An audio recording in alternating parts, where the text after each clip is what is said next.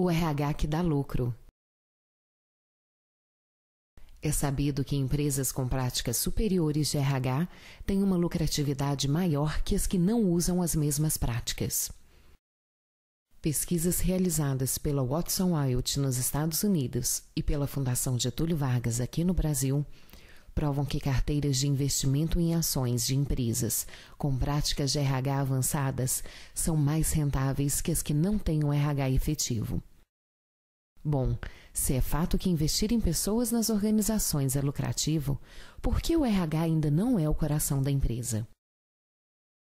O objetivo desse vídeo é uma reflexão sobre a postura do profissional de RH. Embora saibamos que também é necessária uma mudança de visão por parte do empresariado, vamos nos concentrar no que nós, profissionais de RH, podemos fazer para que a empresa compreenda o grande valor da gestão de pessoas. Em primeiro lugar, vamos pensar em algumas imagens que as pessoas de dentro das organizações têm sobre o RH. RH como fundo perdido. Essa é a visão que o gestor tem quando enxerga o RH como um departamento de gastos e não de investimento. Lembre-se, tudo que você não mensura não pode ser gerenciado. Para acabar com essa imagem, mostre em números quanto custa o RH e seus processos e quanto de retorno ele dá, em números e dados objetivos. Procure mostrar em valores qual foi o lucro gerado ou aumentado por cada prática de RH. Assim você estará falando a linguagem do empreendedor. RH como almoxarifado. Acontece quando os gestores veem o RH como um simples repositor de recursos humanos.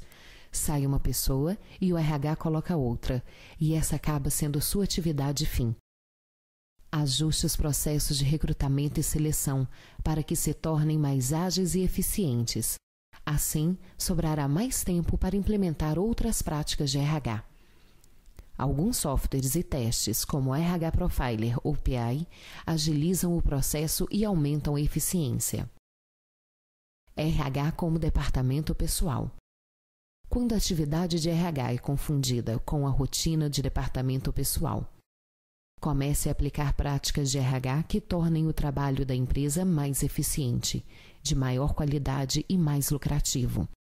Mostre aos outros diretores e comprove que focar nas práticas de RH e ter um DP separado é melhor. RH como departamento que faz as pessoas saírem do trabalho para fazer coisas sem sentido. O RH é visto como departamento que te leva para assistir filmes ou realizar dinâmicas no momento em que as pessoas estão com grande volume de serviço.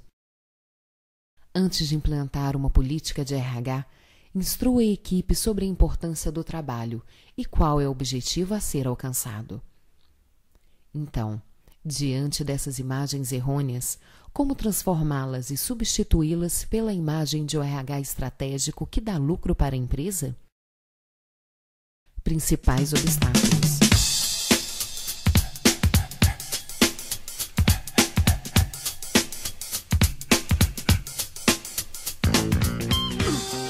Falta de objetivo e estratégia. O RH se perde em atividades como fim e não como meios de se chegar a um objetivo estratégico. Dificuldade em lidar com números e gráficos. A maioria dos profissionais de RH tem uma formação acadêmica essencialmente na área de humanas, sem qualquer familiaridade com números e gráficos e total desconhecimento dessa forma de linguagem numérica. Sim, a linguagem do gestor é numérica e não textual, como gostariam os profissionais de RH. Falta de conhecimento do negócio. Acontece quando o RH fica alheio aos negócios da empresa, ignorando seu planejamento estratégico e seus objetivos enquanto organização. Quando o RH não sabe onde a empresa quer chegar, dificilmente será uma área estratégica para a organização. Resistência em assumir riscos. O RH criou uma perigosa zona de conforto onde nada é mensurado, e o RH se considera isento de mostrar resultados e metas, com o argumento que o RH lida com pessoas e suas subjetividades, simplesmente não apresentam metas, índices ou resultados. Baixa automatização da parte operacional. A prática de RH em muitas empresas ainda é muito manual e parecida com o que era feito há 20 ou 30 anos atrás, embora existam no mercado softwares que diminuem muitas horas mês o trabalho operacional do setor. Operacional maior que o estratégico. O resultado dessa baixa automatização e visão do lado empresarial é um RH envolvido quase que completamente com a parte operacional, inviabilizando sua atuação estratégica. É importante fazer com que o profissional de RH reveja sua postura e comece a vender uma nova imagem dentro das empresas. A seguir, vamos pensar em alguns passos para reverter essa situação. 1. Entender o negócio da empresa e ser um grande parceiro no planejamento estratégico. O lugar do RH não é isolado numa sala alheia ao que acontece na empresa. O RH tem que sentar na mesa da diretoria e ser um parceiro estratégico na hora das grandes decisões. Mas para que isso aconteça, é fundamental que o profissional de RH conheça o planejamento estratégico da empresa e participe ativamente dele. Portanto, conheça o negócio da empresa, seus produtos, seus serviços, a missão e a visão da empresa. 2. A área de RH precisa de uma estratégia e uma estrutura para agregar valor. O RH precisa agregar valor ao que faz. Intenções e valores intangíveis não entram. O RH tem que dar lucro para a empresa, e isso tem que ser comprovado com números e resultados. 3. A linguagem da organização e a do RH tem que ser a mesma. Como dito anteriormente, a falta de familiaridade com números e gráficos faz com que o RH fale outra língua, diferente das dos acionistas e diretores. A linguagem executiva é predominantemente numérica e não muito textual. E isso dificulta a criação de uma boa imagem do RH junto aos diretores e executivos. Portanto, quem tem que se adaptar e aprender a outra língua são os profissionais de RH. 4. Mensurar todos os processos e apresentar os resultados. Todos os processos têm que ser mensurados com índices e valores para que seja comprovada a sua eficácia. Os índices também fornecem parâmetros para medir a produtividade do RH. Podemos mensurar tempo, custo, quantidade e qualidade. 5. Pensar que toda ação na empresa tem que ter como justificativa o lucro. Uma das consequências do RH ficar alheio aos objetivos da empresa é não saber a razão da sua existência. A empresa existe para dar lucro e o RH tem que servir a esse propósito.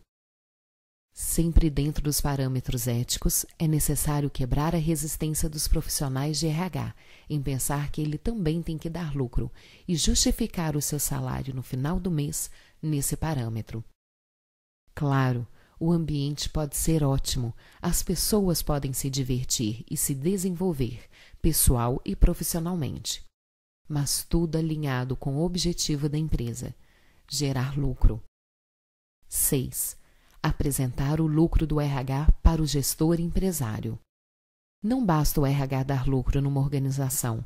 É preciso parecer que o RH é um setor estratégico e lucrativo dentro da empresa. Portanto, mensure e comprove a lucratividade do seu setor. O RH estratégico.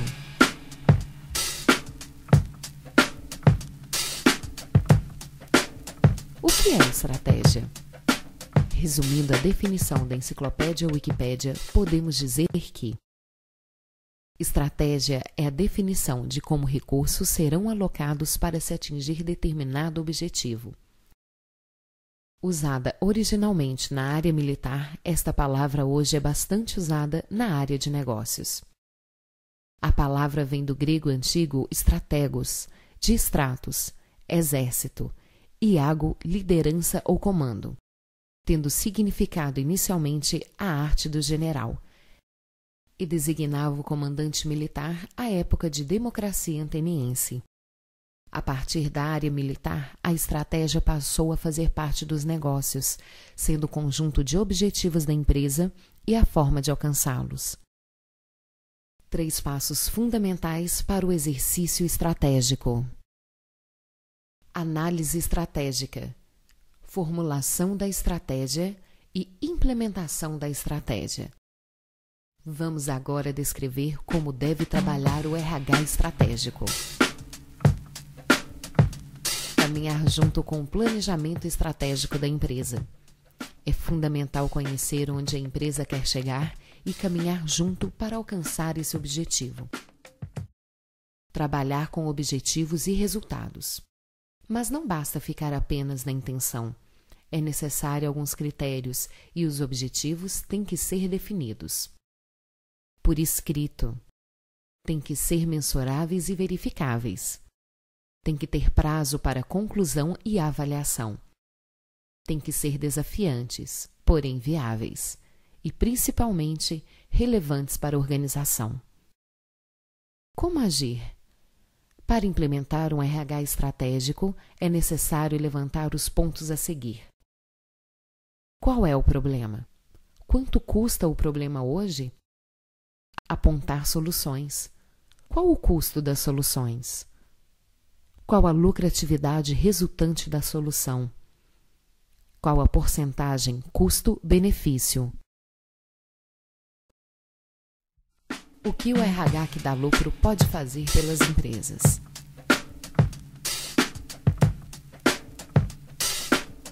Redução de despesas e aumento de receitas. Otimização dos recursos. Qualificação de mão de obra. Revisão de processos. Adequação de meios, ergonomia. Gestão de projetos. Terceirização de serviços e processos. Reestruturação de áreas internas. Requalificação de fornecedores. Acompanhamento de potenciais internos. Gestão de desempenhos. Alguns índices usados para mensurar as práticas de recursos humanos. Indicadores de recursos humanos. Indicadores e índices para monitorar os custos de pessoal e análise da produtividade dos recursos humanos. 1. Folha de pagamento mais encargos sobre receita bruta ou líquida. Geralmente este é o índice anual ou semestral. O período de tempo da análise precisa ser longo o suficiente para se detectar tendências firmes. Este é o índice que melhor reflete o desempenho humano. Devem ser analisados eventuais impactos de novas tecnologias nos custos de pessoal. 2. Receita bruta ou líquida sobre número de funcionários. É uma outra forma de se ter uma referência fácil de ser atendida e monitorada ao longo do tempo.